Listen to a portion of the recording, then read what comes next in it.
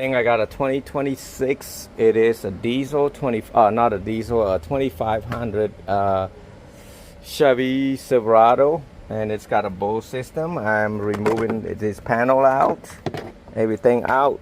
I'm gonna install an amp over here. That's what my plan is, a small amp. Was wondering what this thing is. Ooh, that thing get hot. Yeah, that's for the seat. So yep, it go up to the seat. So I'm gonna put an amp right there, smaller amp for I'm gonna run only 212 kickers. So let's remove all this out using the tool remover, door trim remover. This is what I got, and just pry all this out. It's just a clip. As you can see, there's two clips right there. Try not to break them, they break easily. Put it on one side, and there's a fuse. I might be able to use a fuse right here instead of using my line out converter that's got a remote output. And I'm looking for we're gonna have to remove this clip right there. 1, 2, and 3 right there. So I ran a 4 gauge wire through that booth up there, call it boot or grommet right there, and pull with the as you can see right here, I use this you can call it a coat hanger, but it really is not. This is from I got the whole roll from a Home Depot from the electrical coil or whatever you call them. I don't know what it's called, but I know electrician used to pull electric wire through the drywall. So I pulled that. These are the speakers I'm installing. It's a Kicker Com RT. It is a dual 4, so we're gonna run at 1 ohm, and we're gonna put it in this.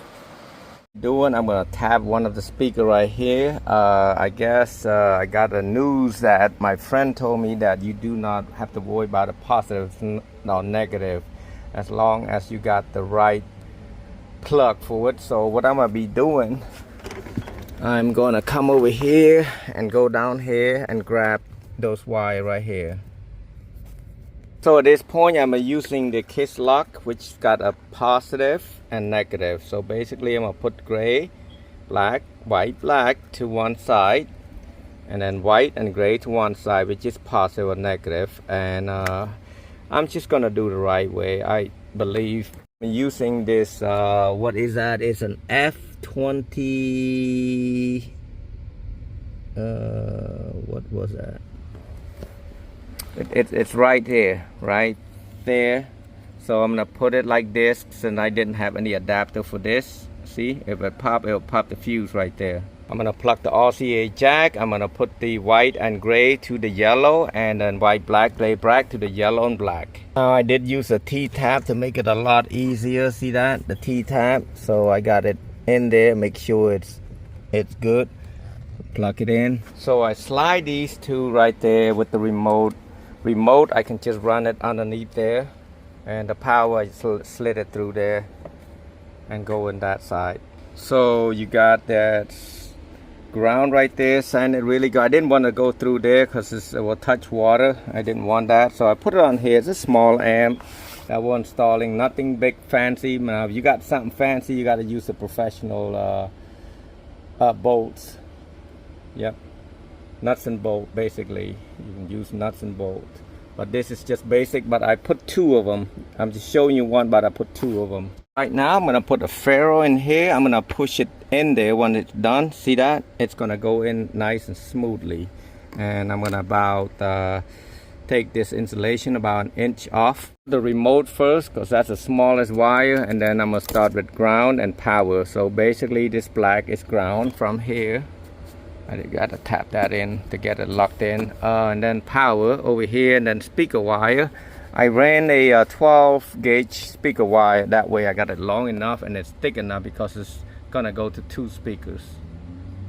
Alright, so what we got right here, we got everything hooked up. We're gonna plug in the jacks, the RCA jack in the back over here, and the amp is already adjusted, but I'm gonna still have to adjust a little bit more. So you want to put an input, okay? Some amps got only 1 input and one output, so you gotta be careful with this too. Like a Sundown, Tar amp, Those are one input only, so be careful with that. I got the speaker right there. I'm gonna put positive to this and negative to this. Remember, this is a 12 gauge. It's a little bit thicker because of the distance of the amplifier. I didn't want to take everything out and put the amp over there because there's a factory amp in that back. Crimp this, and then I'm gonna heat shrink this. I don't have any red one. I ordered wrong, so it was just horrible when you order something wrong. But anyway, you just have to know this go to 12 volt. When you heat shrink it, you can use one of these. Just shrink it like that. You can see that. And so I got everything in. I'm gonna use a 9/16 or I'm sorry, maybe a half inch. I meant half inch right there, not 9/16. So we're gonna put in here that I made right there, and we're gonna put on the 400 amp right there and let it swing down right there. Oof. One thing you gotta remember that only this one will hold to the battery right there. So basically you want to hold one of your left hand and your right hand, move it so that way you won't break anything.